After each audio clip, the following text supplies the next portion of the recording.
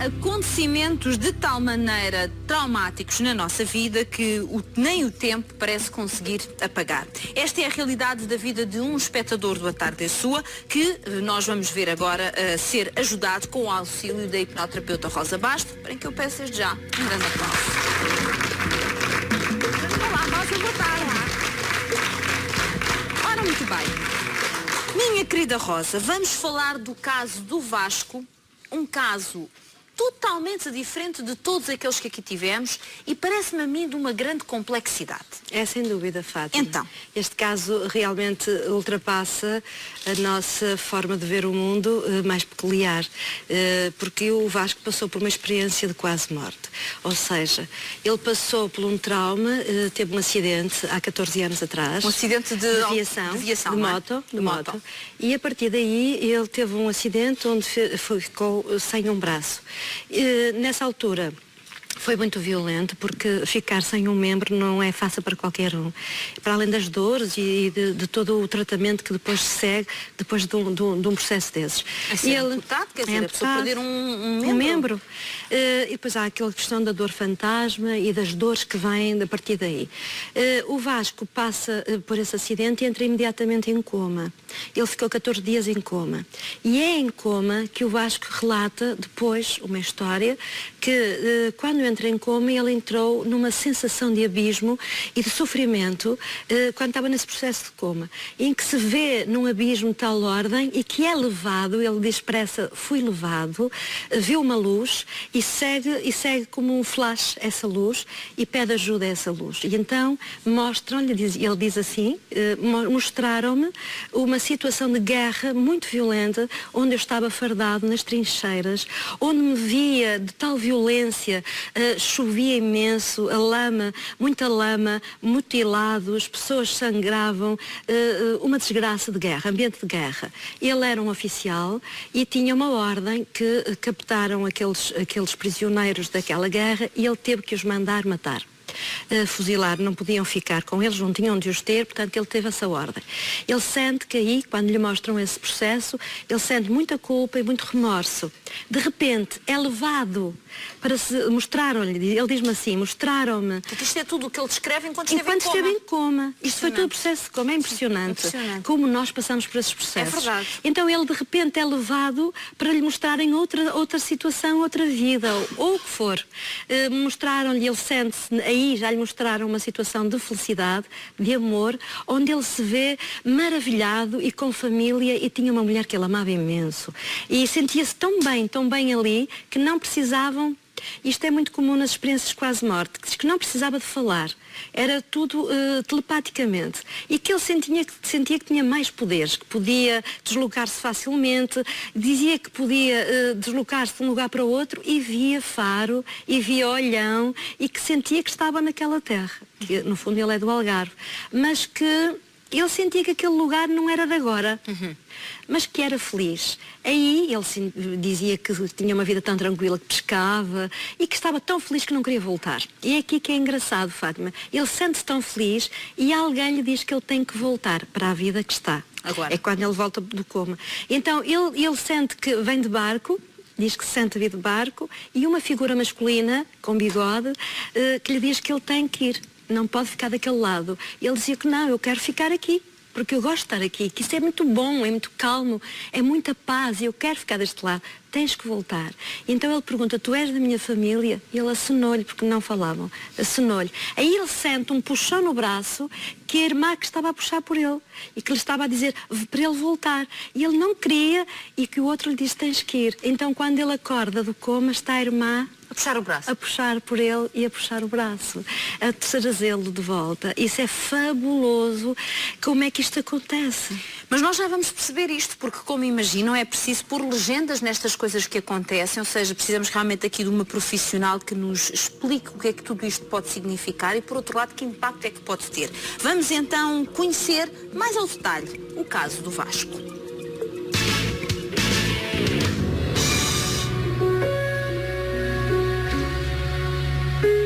Eu, quando era criança, era tímido. Na escola, pronto, foi um bocado complicado, porque os professores na altura batiam e pronto, e eu não gostava disso. Deixei a escola, porque pronto, como me zanguei à escola, fiz a tropa em Tavira, saí da tropa e entro no curso da Cruz Vermelha. Foi uma farda que me orgulhou muito, foi a farda da Cruz Vermelha. Olá, como socorrista. Eu sempre gostei de motas, minha primeira carta até foi a de moto e tudo. Pronto, comprei a moto. E foi uma moto dessas fortes, uma moto potente. 5 de outubro, vou daqui para Faro. Antes de chegar a Faro, 1 quilómetro ou 2 antes, há um caminhão que está estacionado fora da estrada. Esse caminhão, de repente, inicia uma inversão de marcha. Lembro-me de travar a moto a fundo e depois já não me lembro mais nada. Estive em coma 14 dias. Tinha 30 anos quando tive esse acidente. A consequência desse acidente foi a amputação do meu braço esquerdo. A minha vida parou. Parou e sinto uma frustração grande, tudo. Fiquei muito triste, chorei tanto. Noites inteiras a chorar, já não tinha lágrimas para deitar. Ele isolou-se em casa, tem sido um sofrimento grande durante estes anos todos. Queria que ele levantasse aquele autoestima, que levantasse. Que ele não tem, perdeu a autoestima. Ele tem 44 anos, ele tem que viver a vida mais alegre. Sinto que ainda devo fazer o luto do meu braço, que ainda não o fiz. Eu gostava de o fazer e preciso de ajuda para isso. Oh Rosa, temos aqui outros aspectos de que há pouco não falámos e que eu gostava que comentasse. Primeiro, esta infância que, pelos vistos, deixou marcas, ou seja, ainda antes deste acidente, que já por si traz um processo muito complexo, temos depois coisas lá para trás que já deixavam aqui uma pessoa não propriamente muito feliz com a vida, não propriamente com muita vontade de fazer um caminho de construção de felicidade. É mesmo isso.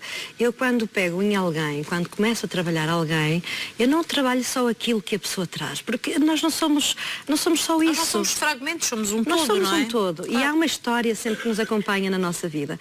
O Vasco, de facto, em pequenino, a mãe já contava isso, e ela hoje está aqui, se calhar, se houver oportunidade. Sim, já vamos conversar com ela. O Vasco já trazia de pequenininho muita tristeza. Ele era muito... sofria também de bullying na escolinha. Os meninos diziam que ele era muito gordinho. Ele sofria com aquilo tudo. Ele era introvertido, quietinho, introvertido. Eles viviam em França, vieram para cá e, obviamente, foi curioso depois na regressão, se houver a oportunidade de irei explicar, ele na regressão vivenciou os momentos que estava em França, que lembrou-se de alguns pormenores, leite quentinho, leite com chocolate, e quando voltaram para Portugal a vida ficou um pouco mais difícil para a mãe e para a família. E, portanto, todos passaram alguns trabalhos que não foram fáceis. A mãe também passou, como é óbvio, e o Vasco sofreu com isso, porque a mãe batia um pouco mais, porque quando as pessoas passam por desespero, os filhos acabam por também ser os que sofrem também com isso. E, obviamente, que o Vasco passou por todas essas questões da infância e foi crescendo, mas ele, de certa forma, ele tímido, com problemas, mas ele foi fazendo a escolinha, ele em adulto trabalhava na construção civil, ganhava bem, trabalhava na Cruz Vermelha, portanto ele traz esta dificuldade de autoconfiança, de autoestima, que eu trabalhei isso nas sessões, porque lhe faltava esta segurança de se sentir seguro, confiante, e depois, acontecendo-lhe um acidente destes, obviamente que mexeu muito na masculinidade dele, sentindo-se agora um homem, quando ele acordou do coma, disseram-lhe que ele não tinha braço. E é claro que quando alguém está acordado de um acidente em que ele não queria voltar e lhe dizem não tens um braço, ele chorou muito e aí tentou-se suicidar, tentou acabar com a vida dele e dizia que eu sou um inútil, eu agora não tenho braço, eu não vou prestar. Se até aqui ele não tinha uma estrutura emocional onde se sentia um homem seguro, agora sem um braço, quem é que vai gostar de mim? Quais são as mulheres que vão olhar para mim? Há ali uma coisa que eu também gostava que explicasse, Rosa. Quando a determinado momento o Vasco diz eu preciso de fazer o luto de ter perdido este braço. Isto é o que exatamente? Sabe que quando alguém perde, seja o que for, tem que ganhar novamente estrutura para se adaptar àquilo que depois passa a ter.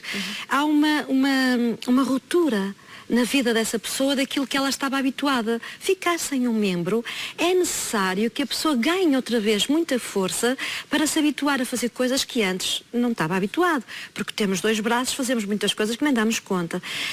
quando ele perde o braço, ele começa a tomar consciência, primeiro da frustração, e depois começa a consciência que os próprios lutos também têm. E perder um braço há também um processo de luto.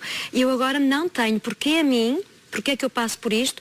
Depois a raiva, que é o segundo momento de luto, e depois a depressão, que foi o que ele passou, e depois, obviamente, agora com o tratamento, a aceitação. Claro. Eu não me aceito sem este braço. Eu preciso de aceitar isso. No processo terapêutico, há um trabalho, efetivamente, de aceitação.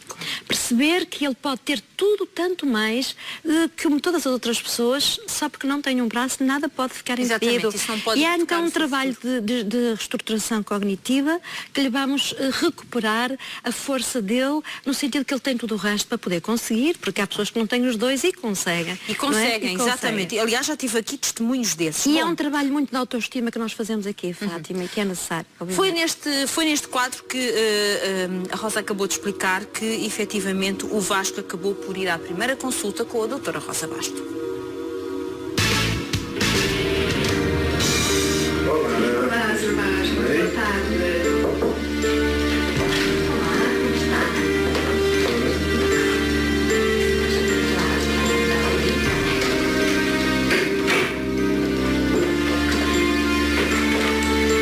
O Vasco realmente é um caso que foge um pouco a todos os outros que têm vindo, portanto é um caso que tem a ver com um acidente grave que ele teve e ficou traumatizado porque ficou sem um membro. E há 15 anos esta parte ele começou a isolar-se e a evitar de estar com o mundo. E isso fez dele um homem muito triste, porque ele não aceitou aquilo que lhe aconteceu. O que nós vamos fazer é libertar a dor associada à inutilidade que ele sente, por sentir que é um ser agora inferior. Vamos então tratar, vamos iniciar a sessão. Eu quero que então se dirija ali para o cadeirão. Vamos lá. Sentar.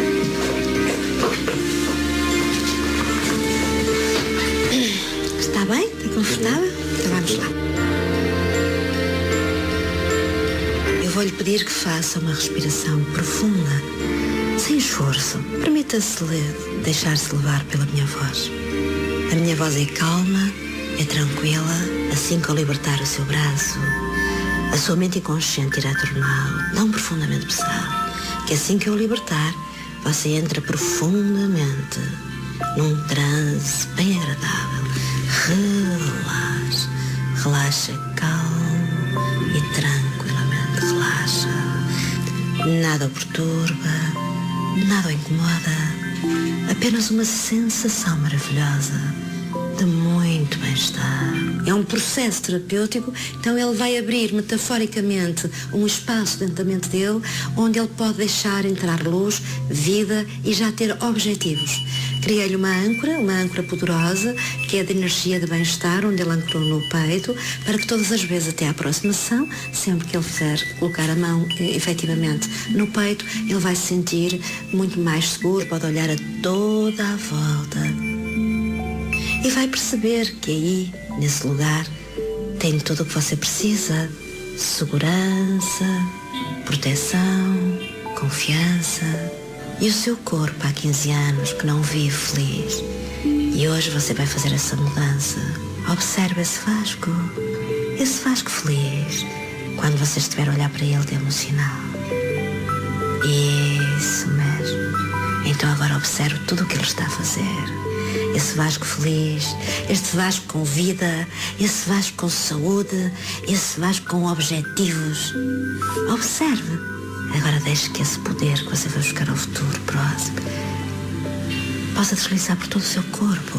E a cada dia que passa vai se sentir mais seguro, vai se sentir mais e melhor, como se tivesse 3 metros de altura. Estou convencida que ele vai ultrapassar isto e vai ser um novo homem, que é isso que nós pretendemos, ajudar pessoas.